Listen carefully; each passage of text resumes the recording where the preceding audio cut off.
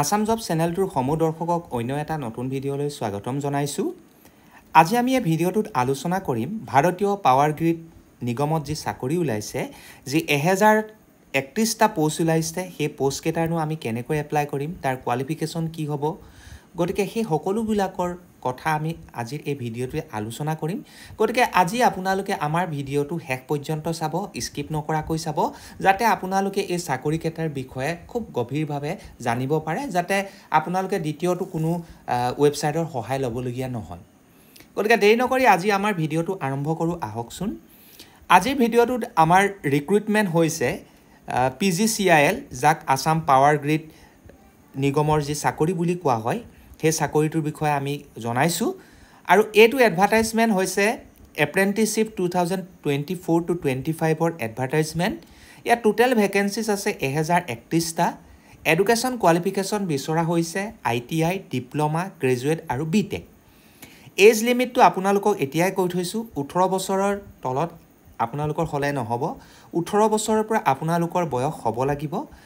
তাৰপিছত আপোনালোকৰ application start ডেটটো হৈছে 20 আগষ্ট 2024 আৰু এপ্লিকেশ্যনৰ লাষ্ট ডেটটো হৈছে আপোনালোকৰ 8 ছেপ্টেম্বৰ। অৰ্থাৎ আজিৰ পৰা আপোনালোকৰ এপ্লাই আৰম্ভ হৈ গৈছে আৰু 8 ছেপ্টেম্বৰৰ ভিতৰত আপোনালোকে এপ্লাই কাৰ্যটো অৰ্থাৎ এই যি আবেদন আছে এই প্ৰক্ৰিয়াটো আপোনালোকে কৰি শেষ কৰিব লাগিব। আৰু চিলেকশ্যন প্ৰচেছটো টোটেলি আপোনালোকৰ মেৰিট লিষ্ট বেচিছত হ'ব। তাৰপিছত আপোনালোকৰ ডকুমেণ্ট ভেৰিফিকেশ্যন হ'ব, তাৰপিছত আপোনালোকৰ মেডিকেল এক্সামিনেশ্যন হ'ব। এই চাকৰিটোৰ বাবে আপোনালোকৰ পৰা কোনো ধৰণৰ এপ্লিকেশ্যন ফিজ পাৱাৰ গ্ৰিড কৰ্পৰেশ্যনে বিচৰা নাই। আৰু আপোনালোকে তেওঁলোকৰ যি অফিচিয়েল ৱেবছাইট আছে powergrid.in, তাত গৈ আপোনালোকে কি কৰিব পাৰিব, এই চাকৰিকেইটা এপ্লাই কৰিব পাৰিব।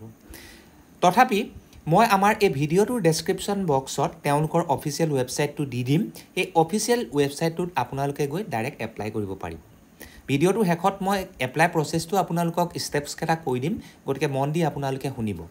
গতিকে এইটো আমি জাষ্ট হাইলাইট কৰি দিছোঁ পোষ্টকেইটা কি আছিলে, কিমান কোৱালিফিকেশ্যন বিচৰা হৈছে। এতিয়া আপোনালোকক কৈ থৈ দিওঁ যে যেতিয়া আপোনালোকে এই চাকৰিটো এপ্লাই কৰিব, তেতিয়া আপোনালোকৰ চিলেকশ্যন প্ৰচেছটো কি হ'ব। প্ৰথমতে সকলোৱে যেতিয়া এপ্লাই হ'ব, সকলোৰে এপ্লাই হোৱাৰ পিছত আপোনালোকৰ এখন মেৰিট লিষ্ট প্ৰিপেৰেশ্যন হ'ব। ইয়াৰ বাবে কোনো ধৰণৰ আপোনালোকৰ এক্সামিনেশ্যন লোৱা নহ'ব। গতিকে আপোনালোকে ডাউটটো ক্লিয়াৰ হ'ল নিশ্চয় যে এই পাৱাৰ গ্ৰিডৰ যিটো চাকৰি ওলাইছে, এই চাকৰিটোৰ বাবে কোনো ধৰণৰ এক্সাম আপোনালোকৰ পৰা লোৱা নহ'ব। কেৱল মাত্ৰ মেৰিট বেচিছত আপোনালোকক চিলেক্ট কৰা হ'ব। যেতিয়া আপোনালোকক মেৰিট বেচিছৰ ওপৰত আপোনালোকৰ ডিগ্ৰী ডিপ্ল'মাৰ ওপৰত মেৰিট লিষ্ট এখন তেওঁলোকে উলিয়াব, তাৰপিছত আপোনালোকক মতা হ'ব ডকুমেণ্ট ভেৰিফিকেশ্যনৰ বাবে। তাতো যদি আপোনালোকৰ সকলোবিলাক ক্লিয়াৰ থাকে, তাৰপিছত আপোনালোকৰ এটা মেডিকেল এক্সামিনেশ্যন হ'ব। তাৰপিছত আপোনালোকৰ চাকৰিটো পাক্কা হৈ যাব, অৰ্থাৎ আপোনালোকে চাকৰিৰ বাবে নিযুক্তি লাভ কৰিব। এতিয়া কথাটো হ'ল, এই চাকৰিটো যে মই ইতিমধ্যে কৈ থৈছোঁ যে তেওঁলোকৰ অফিচিয়েল ৱেবছাইট আছে, সেইটোত গৈ আপোনালোকে এপ্লাই কৰিব।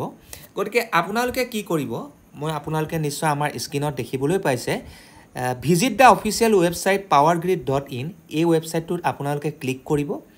ক্লিক কৰাৰ পিছত আপোনালোকে কেৰিয়াৰ্ছ অপশ্যনটোত যাব। কেৰিয়াৰ্ছ অপশ্যনৰ পিছত এংগেজমেণ্ট এপ্ৰেণ্টিছ সেই অপশ্যনটোলৈ যাবগৈ। তাৰপিছত আপোনালোকে review the list notification for PGCIL জোনছটোলৈ যাব। তাৰপিছত আপোনালোকে নিজকে কি কৰি ল'ব, ৰেজিষ্টাৰ কৰি ল'ব। ৰেজিষ্টাৰ কৰাৰ পিছত আপোনালোকে পুনৰ PGCIL ৱেবছাইটটো খুলি ল'ব, পুনৰ লগ ইন কৰি ল'ব। তাৰপিছতহে আপোনালোকে এপ্লিকেশ্যন ফৰ্মখন কি কৰিব পাৰিব, এপ্লাই কৰিব পাৰিব। এপ্লাই কৰাৰ পিছত আপোনালোকে যিখন ফৰ্ম ছাবমিট কৰিব, সেই ফৰ্মখনৰ এটা PDF প্ৰিণ্ট আউট কৰি ৰাখি ল'ব, যাতে ভৱিষ্যতলৈ আপোনালোকৰ সুবিধা হয়। গতিকে একেবাৰে চিম্পুল প্ৰচেছ এই পাৱাৰ গ্ৰিডত এপ্লাই কৰা প্ৰচেছটো। কিবা অসুবিধা পালে আমাৰ হেল্পলাইন নাম্বাৰ আছে, সেই হেল্পলাইন নাম্বাৰত আপোনালোকে হোৱাটছআপৰ জৰিয়তে মেছেজ কৰিব পাৰিব। তাৰ জৰিয়তেও মই আপোনালোকক কিবা অসুবিধা হ'লে তাত সহায় কৰিম। গতিকে যিহেতু আমাৰ চেনেলটো হৈছে আপোনালোকক সহায় কৰাৰ চেনেল, আপোনালোকক নিযুক্তিৰ বাতৰি দিয়াৰ চেনেল, গতিকে আমি 24/7 আৱাৰ্ছে আপোনালোকৰ বাবে ফ্ৰী থাকোঁ। হোৱাটছআপত আপোনালোকে জাষ্ট মেছেজ কৰিব, আপোনালোকৰ কি অসুবিধা হৈছে, আমি তাত গৈ সহায় কৰিম। বাট আপোনালোকে কোনটো পোষ্টত অসুবিধা পাইছে, কোনটো পোষ্টত এপ্লাই কৰোঁতে অসুবিধা পাইছে, সেইটো কথা কিন্তু ক'বলৈ নাপাহৰিব, যাতে আমাৰো সুবিধা হয়। গতিকে শেষত এইটো কথা কৈ থৈছোঁ যে ইয়াৰ অফিচিয়েল ৱেবছাইট আমাৰ হেল্পলাইন নম্বৰ আপোনালোকে আমাৰ ডেছক্ৰিপশ্যন বক্সত পাই যাব ভিডিঅ'টোৰ তাত গৈ আপোনালোকে চাই ল'ব তাৰপিছত শেষত এটাই অনুৰোধ যদি আপোনালোকে আমাৰ ভিডিঅ'বিলাক চাই ভাল পাইছে তেন্তে আমাৰ চেনেলটো লাইক শ্বেয়াৰ আৰু ছাবস্ক্ৰাইব কৰি দিব আৰু এনেকুৱা ধৰণৰ নিয়মীয়া বাৰ্তাসমূহ সদায় লাভ কৰিব ইয়াকে কৈ ভিডিঅ'টোৰ পৰা সামৰি মাৰিছোঁ গতিকে ধন্যবাদ জয় আই অসম